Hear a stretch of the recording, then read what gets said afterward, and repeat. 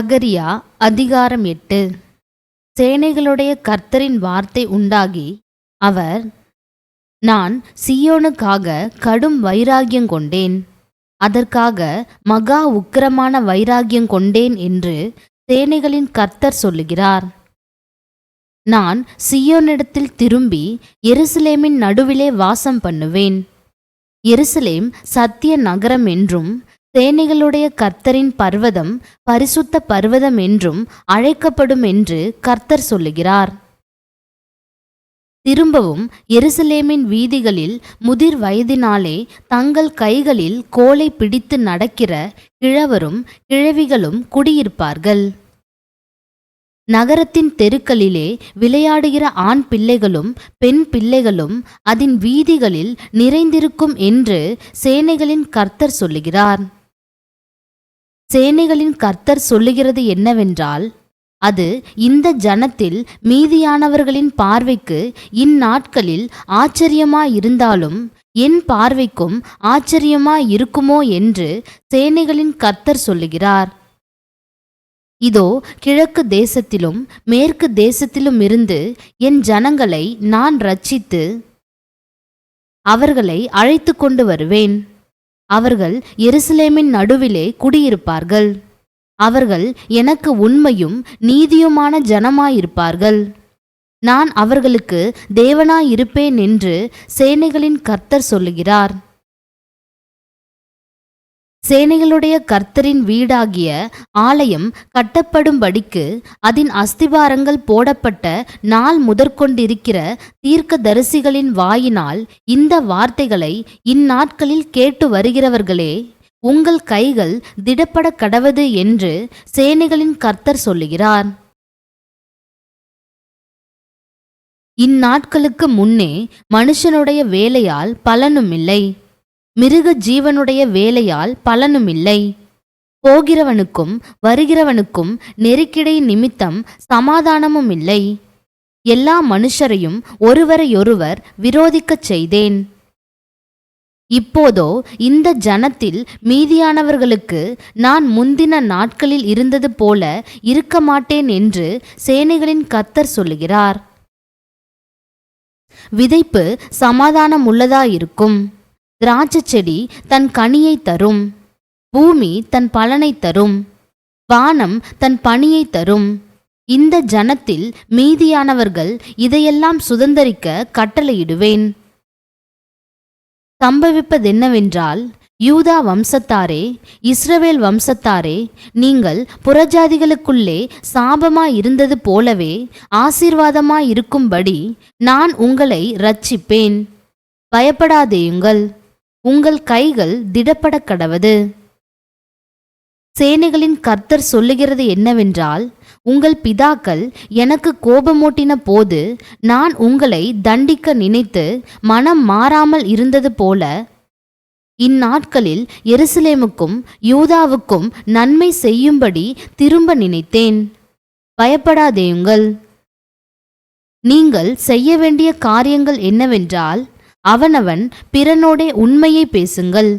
உங்கள் வாசல்களில் சத்தியத்துக்கும் சமாதானத்துக்கும் ஏற்க நியாயந்தீருங்கள். ஒருவனும் பிறனுக்கு விரோதமாய் தன் இருதயத்தில் தீங்கு நினையாமலும் பொய்யானையின் மேல் பிரியப்படாமலும் இருங்கள். இவைகள் எல்லாம் நான் வெறுக்கிற காரியங்கள் என்று கர்த்தர் சொல்லுகிறார். சேனைகளுடைய கர்த்தரின் வார்த்தை எனக்கு உண்டாகி அவர், 4ஆம் மாதத்தின் உபவாசமும் 5ஆம் மாதத்தின் உபவாசமும் 7ஆம் மாதத்தின் உபவாசமும் 10ஆம் மாதத்தின் உபவாசமும் யூதா வம்சத்தாருக்கு மகிழ்ச்சியாகவும் சந்தோஷமாகவும் நல்ல பண்டிகைகளாகவும் மாறிப்போகும்.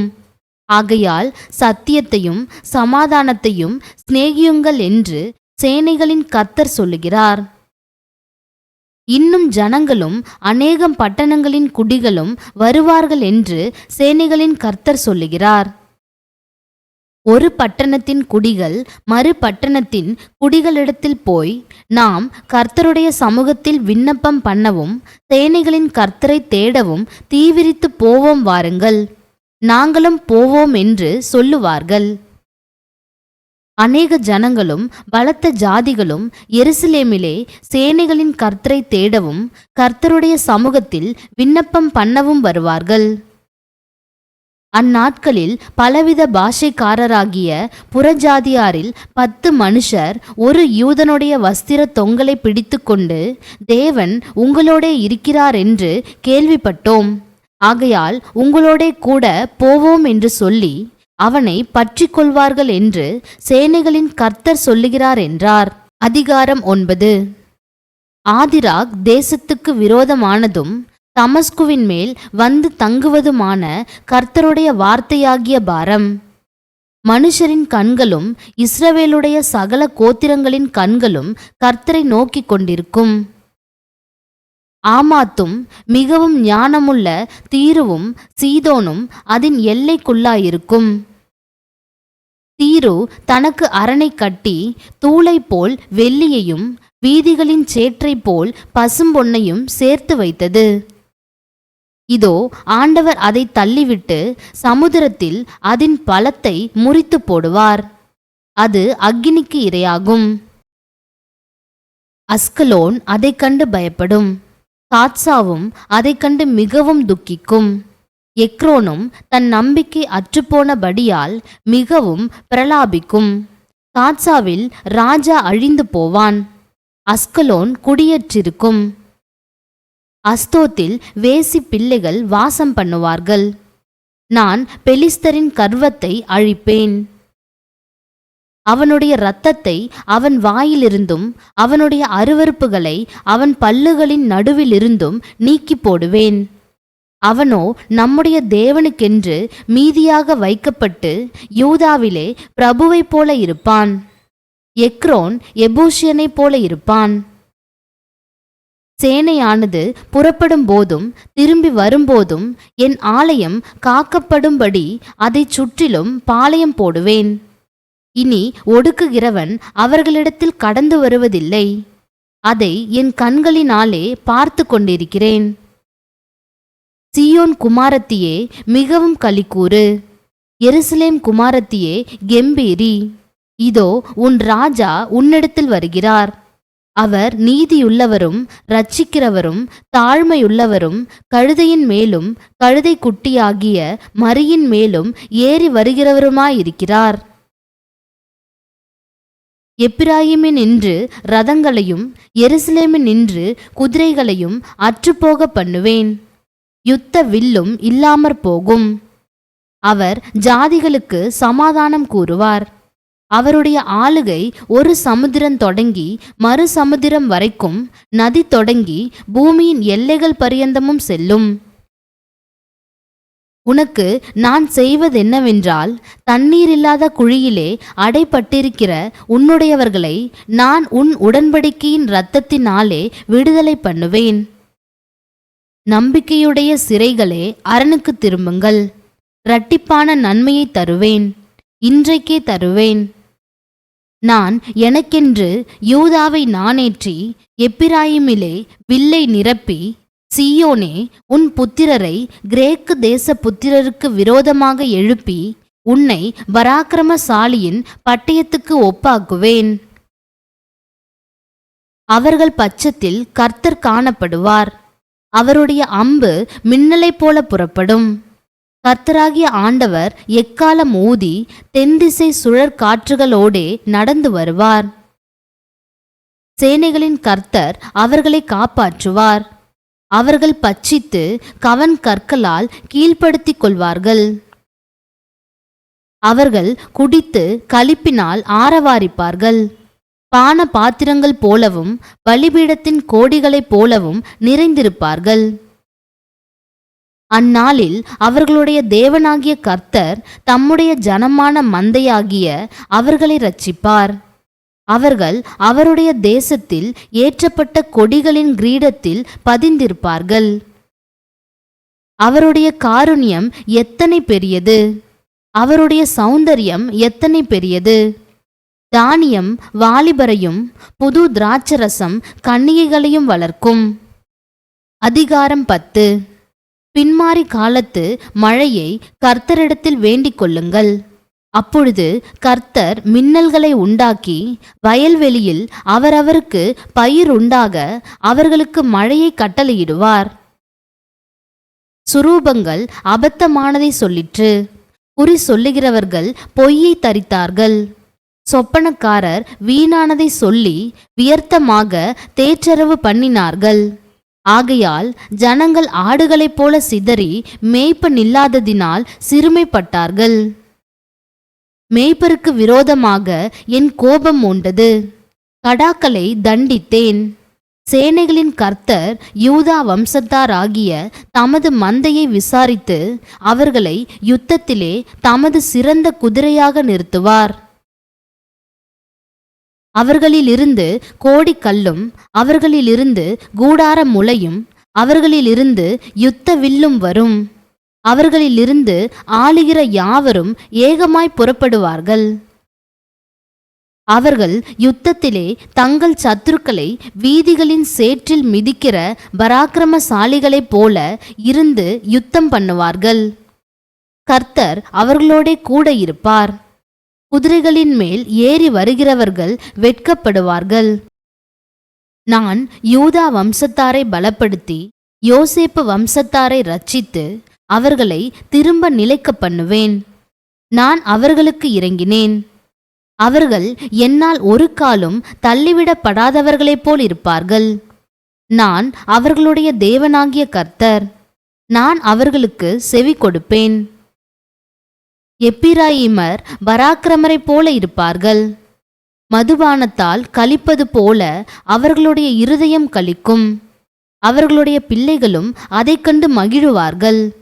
அவர்கள் இருதயம் கர்த்தருக்குள் களி கூரும். நான் அவர்களை பார்த்து பயில் போட்டு அவர்களை கூட்டிக் கொள்ளுவேன். அவர்களை மீட்டு கொண்டேன். அவர்கள் பெருகி இருந்தது போலவே பெருகி போவார்கள்.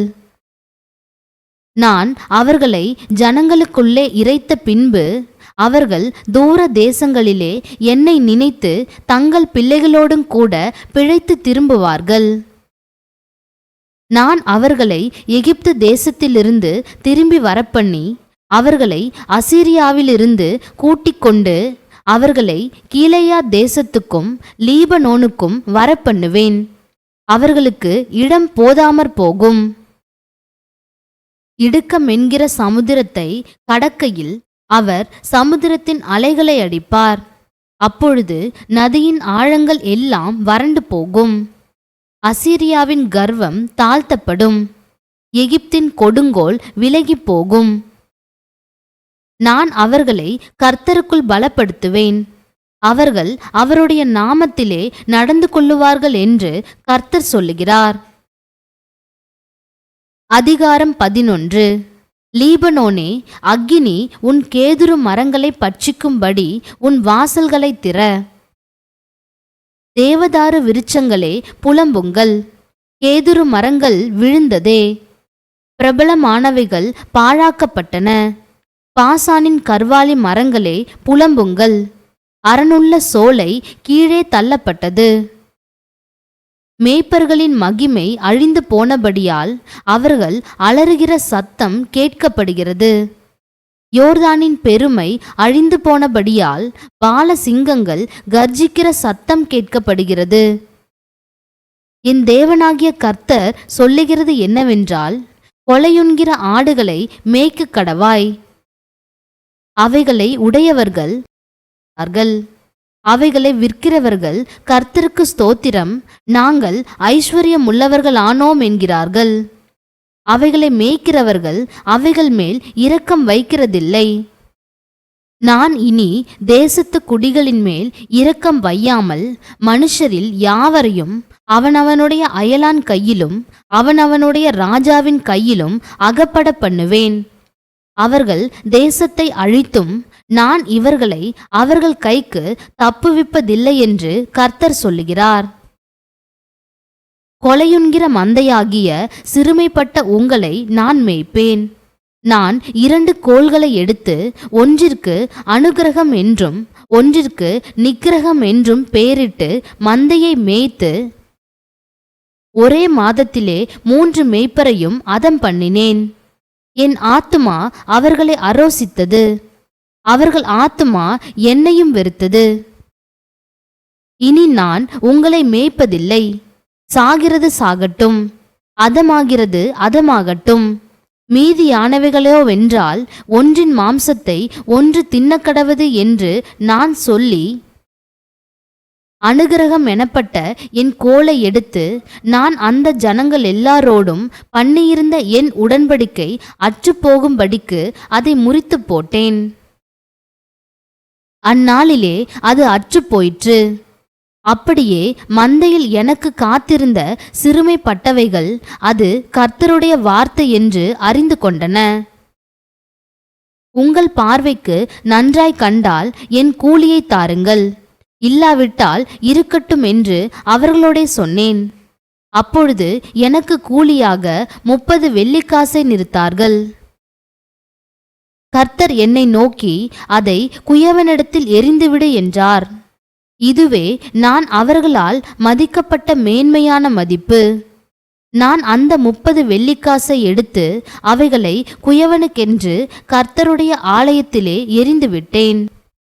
நான் யூதாவுக்கும் இஸ்ரவேலுக்கும் இருக்கிற சகோதர கட்டை அற்றுப்போக பண்ணும்படிக்கு நிக்கிரகம் எனப்பட்ட என் 2ஆம் கோலையும் முறித்தேன்.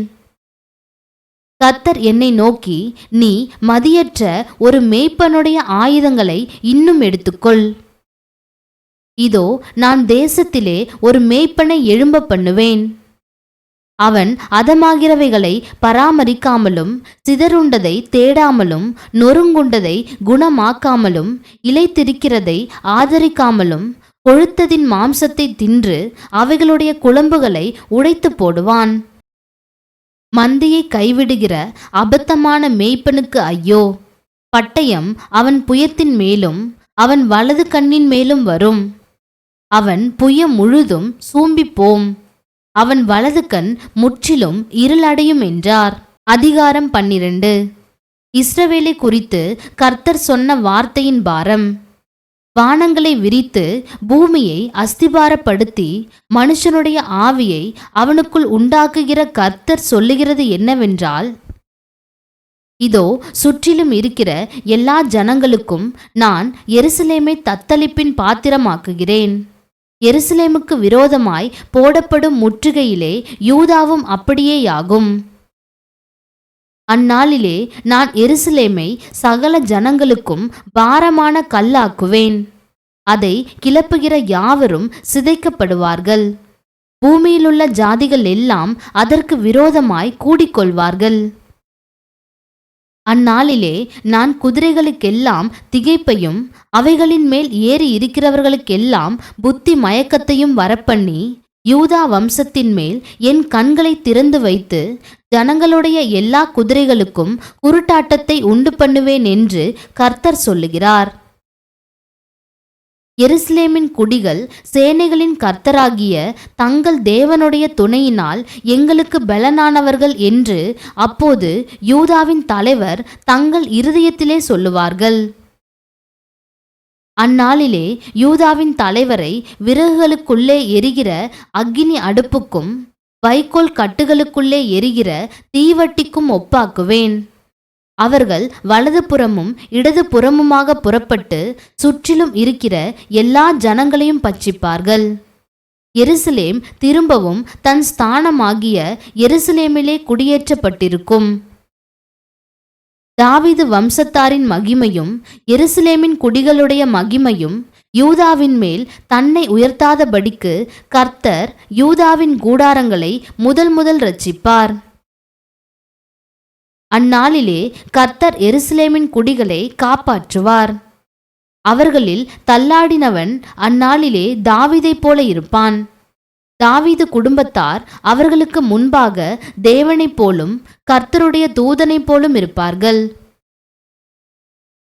அந்நாளிலே எருசலேமுக்கு விரோதமாய் வருகிற எல்லா ஜாதிகளையும் அழிக்க பார்ப்பேன். நான் தாவீது குடும்பத்தாரின் மேலும் எருசலேம் குடிகளின் மேலும் கிருபையின் ஆவியையும் விண்ணப்பங்களின் ஆவியையும் ஊற்றுவேன். அப்பொழுது அவர்கள் தாங்கள் குத்தின என்னை நோக்கி பார்த்து ஒருவன் தன் ஒரே பேரானவனுக்காக புலம்புகிறது போல எனக்காக புலம்பி, ஒருவன் தன் தலைச்சன் பிள்ளைக்காக துக்கிக்கிறது போல எனக்காக மனங்கசந்து துக்கிப்பார்கள். அந்நாளிலே மெகிதோன் பட்டணத்து பள்ளத்தாக்கின் ஊராகிய ஆதாத் ரிம்மோனின் புலம்பலைப் போல எருசலேமின் புலம்பல் பெரிதாயிருக்கும். தேசம் புலம்பிக் கொண்டிருக்கும். ஒவ்வொரு வம்சமும் தனித்தனியாக புலம்பும். தாவீது குடும்பத்தார் தனியேயும் அவர்கள் ஸ்திரீகள் தனியேயும், நாத்தான் குடும்பத்தார் தனியேயும் அவர்கள் ஸ்திரீகள் தனியேயும், லேவி குடும்பத்தார் தனியேயும் அவர்கள் ஸ்திரீகள் தனியேயும், சீமேயி குடும்பத்தார் தனியேயும் அவர்கள் ஸ்திரீகள் தனியேயும், மற்றும் உண்டான சகல குடும்பங்களிலும் ஒவ்வொரு குடும்பத்தின் மனுஷர் தனித்தனியேயும் அவர்களுடைய ஸ்திரீகள் தனித்தனியேயும் புலம்புவார்கள். அதிகாரம் 13. அந்நாளிலே பாவத்தையும் அழுக்கையும் நீக்க தாவீதின் குடும்பத்தாருக்கும் எருசலேமின் குடிகளுக்கும் திறக்கப்பட்ட ஒரு ஊற்று உண்டாயிருக்கும். அந்நாளிலே நான் விக்கிரகங்களின் பேரும் தேசத்தில் இராதபடிக்கு அழிப்பேன். அவைகள் இனி நினைக்கப்படுவதில்லை. தரிசனம் சொல்லுகிறவர்களையும் அசுத்த ஆவியையும் தேசத்திலிருந்து போய்விடவும் பண்ணுவேன் என்று சேனைகளின் கர்த்தர் சொல்லுகிறார். இனி ஒருவன் தரிசனம் சொன்னால் அவனை பெற்ற அவன் தகப்பனும் அவன் தாயும் அவனை நோக்கி, நீ கர்த்தருடைய நாமத்தை கொண்டு பொய் பேசுகிறபடியால் நீ உயிரோடிருக்கப்படாது என்று சொல்லி அவனை பெற்ற அவன் தகப்பனும் அவன் தாயும் அவன் தரிசனம் சொல்லும்போது அவனை குத்தி போடுவார்கள். அந்நாளிலே தரிசனம் சொல்லுகிற அவனவன் தான் சொன்ன தரிசனத்தினால் வெட்கப்பட்டு பொய் சொல்லும்படிக்கு இனி மயிர் போர்வையை போர்த்து கொள்ளாமல், நான் தரிசனம் சொல்லுகிறவன் அல்ல, நான் நிலத்தை பயிரிடுகிறவன், என் சிறு வயது முதல் ஒருவன் என்னை வேலை கொண்டான் என்பான். அப்பொழுது ஒருவன் அவனை நோக்கி, உன் கைகளில் இருக்கிற இந்த வடுக்கள் ஏதென்று கேட்டால், என் சிநேகிதரின் வீட்டிலே காயப்பட்டதினால் உண்டானவைகள் என்பான். பட்டயமே என் மேய்ப்பன் மேலும் என் தோழனாகிய புருஷன் மேலும் எழும்பு என்று சேனைகளின் கர்த்தர் சொல்லுகிறார். மேய்ப்பனை வெட்டு, அப்பொழுது ஆடுகள் சிதறிப்போகும். ஆனாலும் என் கரத்தை சிறுவர் மேல் திரும்ப வைப்பேன். தேசமெங்கும் சம்பவிக்கும் காரியம் என்னவென்றால், அதில் இருக்கிற 2 பங்கு மனுஷர் சங்கரிக்கப்பட்டு மாண்டு போவார்கள், 3ஆம் பங்கோ அதில் மீதியாயிருக்கும். அந்த 3ஆம் பங்கை நான் அக்கினிக்குட்பட பண்ணி, வெள்ளியை உருக்குகிறது போல அவர்களை உருக்கி, பொன்னை புடமிடுகிறது போல அவர்களை புடமிடுவேன். அவர்கள் என் நாமத்தை தொழுது கொள்வார்கள். நான் அவர்கள் விண்ணப்பத்தை கேட்பேன். இது என் ஜனமென்று நான் சொல்லுவேன். கர்த்தர் என் தேவன் என்று அவர்கள் சொல்லுவார்கள். அதிகாரம் 14. இதோ கர்த்தருடைய நாள் வருகிறது. உன்னில் கொள்ளையானது உன் நடுவிலே பங்கிடப்படும். எருசலேமுக்கு விரோதமாக யுத்தம் பண்ண சகல ஜாதிகளையும் கூட்டுவேன். நகரம் பிடிக்கப்படும், வீடுகள் கொள்ளையாகும், ஸ்திரீகள் அவமானப்படுவார்கள். நகரத்தாரில் பாதி மனுஷர் சிறைப்பட்டு போவார்கள். மீதியான ஜனமோ நகரத்தை விட்டு அறுப்புண்டு போவதில்லை. கர்த்தர் புறப்பட்டு யுத்த நாளிலே போராடுவது போல் அந்த ஜாதிகளோடே போராடுவார். அந்நாளிலே அவருடைய பாதங்கள் கிழக்கே எருசலேமுக்கு எதிரே இருக்கிற ஒலிவ மலையின் மேல் நிற்கும். அப்பொழுது மகா பெரிய பள்ளத்தாக்கு உண்டாகும்படி ஒலிவமலை தன் நடு மையத்திலே கிழக்கு மேற்காய் எதிராக பிளந்து போம். அதனாலே ஒரு பாதி வடபக்கத்திலும் ஒரு பாதி தென்பக்கத்திலும் சாயும். அப்பொழுது என் மலைகளின் பள்ளத்தாக்கு வழியாய் ஓடிப்போவீர்கள். மலைகளின் பள்ளத்தாக்கு ஆத்சால் மட்டும் போகும். நீங்கள் யூதாவின் ராஜாவாகிய உசியாவின் நாட்களில் பூமி அதிர்ச்சிக்கு தப்பி ஓடிப்போனது போல் ஓடிப்போவீர்கள். என் தேவனாகிய கர்த்தர் வருவார். தேவரீரோடே எல்லா பரிசுத்தவான்களும் வருவார்கள்.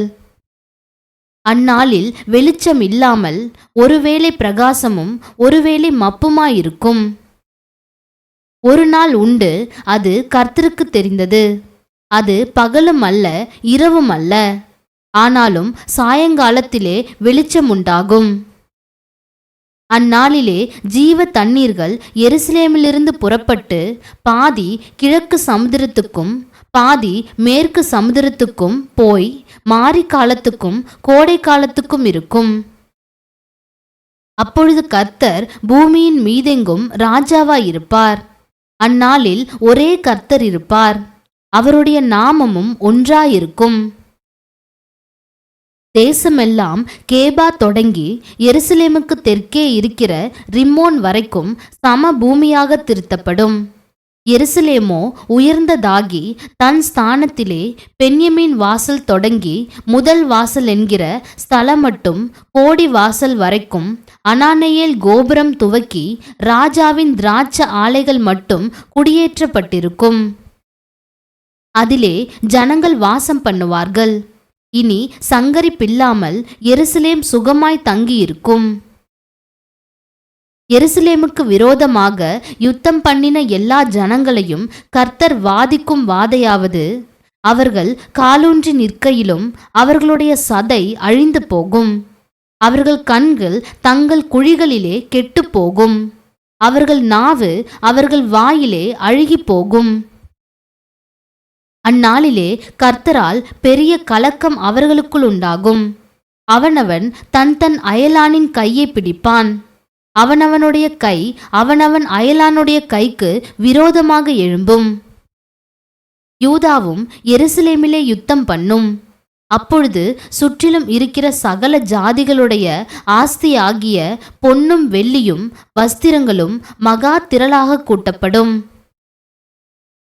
அந்த பாளையங்களில் இருக்கும் குதிரைகள், கோவேறு கழுதைகள், ஒட்டகங்கள், கழுதைகள் முதலான எல்லா மிருக ஜீவன்களுக்கும் வரும் வாதையும் அந்த வாதையைப் போலவே இருக்கும். பின்பு எருசலேமுக்கு விரோதமாக வந்திருந்த எல்லா ஜாதிகளிலும் மீதியான யாவரும் சேனைகளின் கர்த்தராகிய ராஜாவை தொழுது கொள்ளும்படிக்கும் கூடார பண்டிகையை ஆசரிக்கும்படிக்கும் வருஷா வருஷம் வருவார்கள். அப்பொழுது பூமியின் வம்சங்களில் சேனைகளின் கர்த்தராகிய ராஜாவை தொழுது கொள்ள எருசலேமுக்கு வராதவர்கள் எவர்களோ அவர்கள் மேல் மழை வருஷிப்பதில்லை.